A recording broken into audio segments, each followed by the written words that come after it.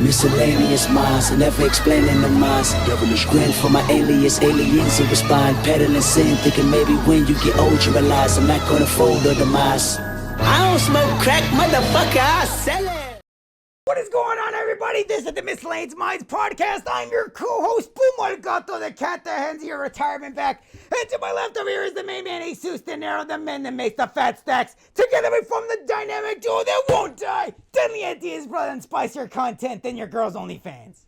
What is going on, everybody? Before getting to tonight's topic, please make sure to like, comment, hate, subscribe, DM us about the bullshit, and with that, let's get right into it. So, if you go back and watch our initial prediction for Conor versus Michael Chandler, I specifically put in the title, will this fight even happen? We have an update for you. Not as of right now. Listen, I'll be honest with you. I said this a little while back before we started recording as many fight videos as we were recording, that I said I think Conor has 2 to 3 fights left in him before he says, I'm out, I'm retired, I don't need to do this anymore. The 2 fights have gone by. This was going to be his third, and I thought, whether he beats Chandler or not, I think that was going to be it. That was going to be the end of the road. I don't know what's going on with Conor. I don't know if he just doesn't give a shit. I don't know if it's really an injury or not. The man was partying, we all saw the video, having a whole lot of fun when he's supposed to be theoretically in fight camp. So I was definitely questioning if the fight was going to happen, hence why I put that in the title. Listen, maybe call me an optimist. I still think the fight's going to happen. When? I don't know. Couldn't tell you. I still think it's going to happen. That being said, listen, the show has gone stupid. They did this. Someone changed the channel. This is one of those things where I feel like everyone's really hoping, especially the McGregor fans, they're really hoping that this fight just happens because it'll vindicate them, so on and so forth. But I'm not going to lie to you, man. I don't think Conor's heart's in it anymore. And I know that seems maybe like a pretty stale take because everyone's like, well, yeah, of course. It seemed like his heart's not in it for a while. But listen, then why carry the charade? Why keep doing this whole thing of I'm going to come back and I'm going to fight and I'm going to win and I'm going to be even more dominant than I was? No, you're not. No, you're not. Listen, twice, Dustin Poirier starts you, bro. The fact that a Michael Chandler, who is prone to getting knocked out, is prone to being susceptible to big punchers, to being caught. The fact that you don't have the balls to come up to this man and knock him out real quick and just get it out of the way, because it's possible. It's definitely possible. It's under your rules. It's under your best interest. It's the weight class that you chose, so on and so forth. You have every benefit. But we're doing this whole thing. Listen, if Conor wants to go out and retire, good. That's fine. Let him retire. He deserves it. He has made a fuck ton of money. He has all the resources. He could do whatever he wants until the end of time. That is perfectly okay if that's what the man wants to do. But let's not keep doing this charade, man. Why are you doing this back and forth where you want to fight, you don't want to fight, I do, I don't, I'm coming back this day, that day, so on and so forth. Listen, I'm not lying to you. I don't know if it's Dana White. I don't know if it's McGregor. I don't know all that. I don't know who's really at fault here. But I do know that I personally don't think Conor is ever going to be the person that he believes in his own mind that he is. I think Conor goes back and he watches his old fight tapes. He watches the knockouts that he got, and I think he thinks, that's me. I can be that person any day of the week at any time. You can't, my man. The glory days are over.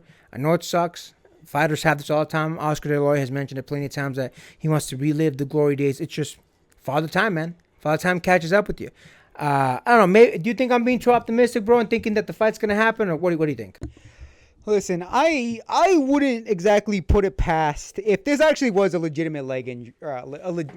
I'm getting ahead of myself. I wouldn't be surprised if this was a legitimate injury by Conor, because given his history of injury, and I'm gonna posit that it's actually a bit of a chronic injury. I propose that it was a leg injury, because again, you look at Conor's history of damage within the ring, and you notice that he does have a repeated history with his leg, specifically his ankle, getting messed up. you talk about all this. We talk about the very infamous ankle breakage against Dustin Poirier in the second fight, and you talk about the infamous "my foot was a balloon, mate." I wouldn't put it past if something did happen with his leg during injury that caused it to flare up and cause him to be out of action within a week before the press conference was supposed to have happened. Do I think it's optimistic to think that this fight is still going to happen? I think so. I think it's a mix of the injury causing him way too many issues, the mix-up of not coming through on Dana White's lining of his bank account or lining of his pockets with cash. I think it's one of those things where not only is his injury piling up with being out of commission as far as timing goes, but also I think it's just one of those things where I think he's may have shit the bed in Dana's account way too many times, where I think Dana at this point kind of views him as damaged goods, especially in regards to, look, this isn't the only fight that Dana has had to replace, especially at what he would consider last minute. We're going to talk about that second one in a separate video to come soon. But I think one after another fight that he's had to cancel, which were both high profile matches, I think it's one of those things where I think Dana White's a little too pissed off. And again, even if Dana White wasn't pissed off, the fact that, again, he's had chronic injuries specifically with the leg, which again, it's a theory of mine that that's actually what caused him to miss the press conference in Ireland in the first place.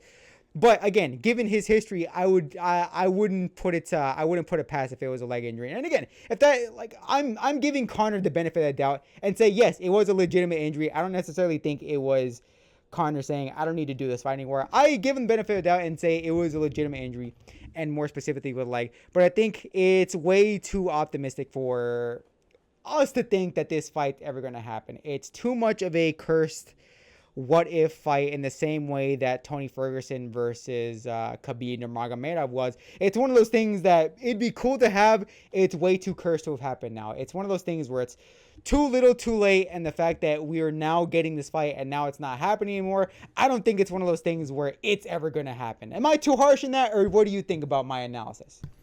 The only reason that I'm optimistic about the fight still happening is because, again, I think Conor wants to relive those glory days, and I think Conor believes that Michael Chandler is the man that's going to let him relive those glory days. But with that being said, listen, this doesn't matter if he fights him, whether he wins or loses, it's going to be his last fight. It's going to be his last fight. That's going to be the final time that we see Conor, especially if he loses. He'll retire in the ring, and then that'll be like, they'll do a whole McGregor special. It'll be a send-off. Thank you for all the greatness, blah, blah, blah, blah. But even if he wins, I think he'll say, oh, I'm going to come back and fight blank, and he might even do a call-out of somebody else. But I think I don't think he's actually going to come back. I think this is going to be his final fight. I'm not saying that I think the man didn't want to fight. I agree with you. Injury, sure, that's fine. I agree with that.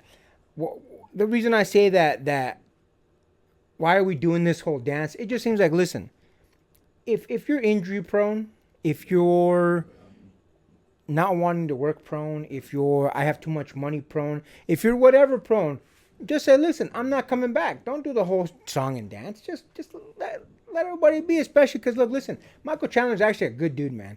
To basically be stringing this guy along, to me, is kind of a detriment to that man's career. Because think about it, at this point, Michael Chandler has been basically on the shelf waiting for Conor. And it's like, dog, you're wasting too much time. Get it together. Michael Chandler should really start looking at other opponents just in case. But if they line up another date, if that date sticks, great. If it doesn't, at that point, absolutely move the hell on.